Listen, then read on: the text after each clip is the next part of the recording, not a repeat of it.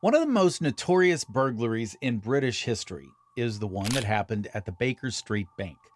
On September 11th, 1971, a group of thieves entered the London Lloyds Bank branch on Baker Street and committed this terrible theft. The heinous crime served as the basis for numerous books, movies, and documentaries. The Baker Street Bank robbery will be thoroughly examined in this article, with the context, the heist, and the fallout all being covered. Throughout the 1970s, societal turmoil and major change were occurring in Britain. Traditional manufacturing sectors, which had long been vital to the nation's economy, were in decline, while new technologies were proliferating. More unemployment and societal discontent resulted from this. Together with an increase in bank robberies, violent crime in the country was also on the rise. These heists were carried out by skilled thieves who avoided the authorities by using techniques to target specific banks. The Baker Street Bank burglary, one of these robberies, became one of the most notorious thefts to occur in the 1970s. The security mechanisms of the bank were exposed by this crime. The heist startled the nation, sparking a rise in curiosity about the investigation. So sit tight and stay tuned with us until the end of this video. However, before that, here's a quick reminder that you can subscribe for free and like the video so we can boost the algorithm. Comments are most welcome. It was straightforward in theory, at least. Like most illegal enterprises, one of the most well-known banks in Britain, Lloyds Bank, was the target of thieves who planned to break into the safety deposit vault, force open as many deposit boxes as they could in the limited time they had, and then flee with whatever they thought was valuable. Safe deposit vaults are occasionally regarded as an alluring target for robbery because, generally speaking, only high-value items like jewelry, bearer bonds, securities, uncut gems, and large amounts of cash tend to be kept in them. Once robbers breach the vault, whatever they find is likely to be worth the time, effort, and cost of breaking in. In the United States, robbing such vaults is commonplace, and gangs that specialize in the more serious types of breaking and entering are active all over the nation. Before the Baker Street theft, no B&E crew operating in the UK had ever taken such a huge haul, and none has since. The practice wasn't as easy as the theory was. The robbers had to choose a nearby business that was leased by an associate, break through the floor to a depth of 5 feet, tunnel 40 feet beneath the Chicken Inn fast food restaurant between its base and the bank itself, which required digging through about 8 tons of dirt and debris.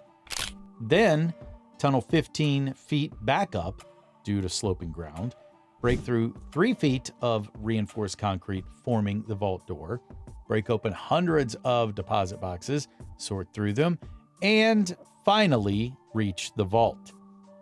The entire process of excavating the tunnel and robbing the vault has to be completed without tripping any security measures on the vault or drawing notice from the general public. For the plan to be successful, it took time, persistence, a sizable sum of money, technical know-how with explosives, and a thermic lance, both required to break through the concrete floor, careful planning, and the willingness of the robbers to take risks during the tunneling and break-in. And not a little luck. A robbery of this magnitude was unheard of in the UK in 1971.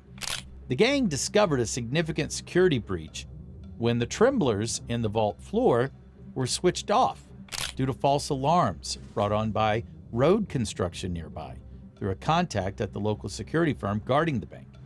That was essentially the logic of a safe cracker applied to a whole bank vault.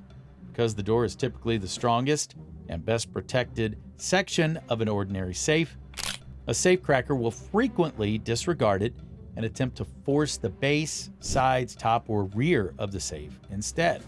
Such attacks on bank vaults are common, albeit on a greater scale. 4 main individuals participated in the Baker Street heist.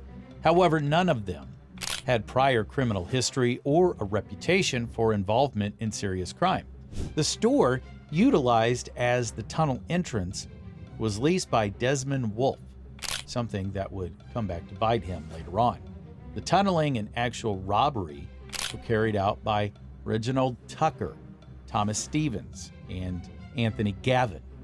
The police were aware of every one of these men, but none were regarded as possessing the expertise required for a task this intricate and challenging. The thieves themselves never provided anything to the police to substantiate their suspicions, and authorities thought, but were never able to prove, that the crime was actually masterminded by another London criminal whose name was never determined. The group only excavated on the weekends to reduce the possibility that anybody might hear strange noises or see visitors traveling to and from their hiding place, as well as to conceal the length of time it took to build the tunnel. The wreckage and rubble were kept in the Retin store, which had its windows painted white and a sign posted on the door announcing that it was closed for renovations. It appeared to be simply another empty store to any passing customers, and any noise inside could easily be attributed to the inside being renovated before the store reopened under new ownership. After navigating the Chicken Inn's base and the bank, they had a further challenge. The interior of the vault was 3 feet below them, protected by a reinforced concrete floor. They were in a position to wait to move after half burning through the floor and blasting the remaining distance, leaving enough concrete to prevent bank employees from spotting any cracks or sticking their feet through the weak area. In 1971, British banks were often closed from Friday afternoon until Monday morning, providing burglars the longest possible window of opportunity to break into the vault before being caught when the bank reopened. They only needed to cut a hole through the remaining concrete, access the vault, and break into as many safe deposit boxes as they could throughout the course of the night. At least, that's what they believed. It was Robert Rowland's. The search for the gang's precise location and a chance to catch them in action had begun. The outcome wasn't quite what Scotland Yard had hoped for. The police opted to visit every bank within 10 miles of Rowland's home, or roughly 750 addresses in all, and examine every one of them as rapidly as they could, instead of using Rowland's radio information to focus its search. The police had to get in touch with and transport the managers of every bank listed in order to open their locations and check their vaults in order to go through the list of potential targets they had to find. In the off chance that they would raid the proper place, the cops couldn't just barge into any private residence. Of course, planning all of this takes time. It gave the burglars enough time to break through the floor, access the vault, open more than the 260 deposit boxes, search their contents, and make off with whatever loot they desired. It wasn't until the following Monday morning that the manager of the Lloyd's branch on Baker Street, the manager called the police right away, but what he said is not recorded, which is probably for the best given what he discovered. There was a lot of public embarrassment for Scotland Yard. Before they could even begin to identify and apprehend the group responsible for what was at the time one of the largest crimes in British criminal history, investigators had a mountain of evidence to sort through. Before the police could begin their own search for the gang, every one of the hundreds of items of memorabilia left behind and evidence left in both the tunnel and the leather goods store had to be cataloged and examined. Concerning the robbery, there have always been unanswered questions. To begin with, it was quite rare for relatively low-level criminals to take on something that required such specialized knowledge and tools. The person who detonated the explosives succeeded in blowing a hole in the vault floor without activating any of the other security mechanisms guarding the vault, because using a thermic lance is not for beginners. That raises the likelihood that there were additional participants who were able to avoid identification, even today, because it shows a higher level of technical expertise than the gang members themselves were known to possess. And that also makes me question if someone out there has had far better luck and made much more money than anyone who was actually involved in the robbery. As far as is known, the movie's notion that M15 planned the robbery to recover evidence for blackmail is just that, a theory. According to one scenario, a London criminal by the name of Michael X whose real name is Michael DeFreitas, and who is originally from Trinidad, had access to incriminating pictures of Princess Margaret and used them to persuade Scotland Yard to reluctantly ignore his extensive criminal activities. Michael X reemerged in Trinidad after being forced to flee Britain when police attention got too intense to remain there. The notion that there was a post-robbery media blackout is refuted by the extensive journalistic coverage of the incident. Although the police did impose a blackout during the heist in an effort to apprehend the gang in the act, there was no necessity or benefit to doing so after the gang had done the crime and made off with the loot. A government department concerned with maintaining national security could issue what was once known as a D notice, instructing the press to refrain from discussing particular topics like intelligence operations or the current activities of special forces.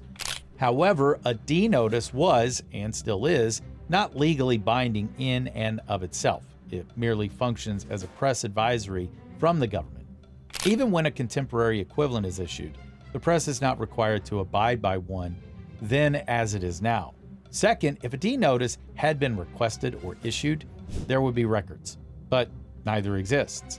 If it had been done, records would exist. Second, Michael X was a career criminal. He was a freelance felon whose primary occupations were slum landlord, pimp, and occasionally enforcer.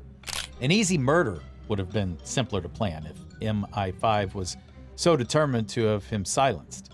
In London, gangland disputes and subsequent violence are not very unusual. Thus, the death of another mid-level criminal is unlikely to have drawn much attention or unwanted attention. After all, it was Benjamin Bugsy Siegel who famously said that gangsters only kill each other, despite the irony that he was the victim of a contract killer himself.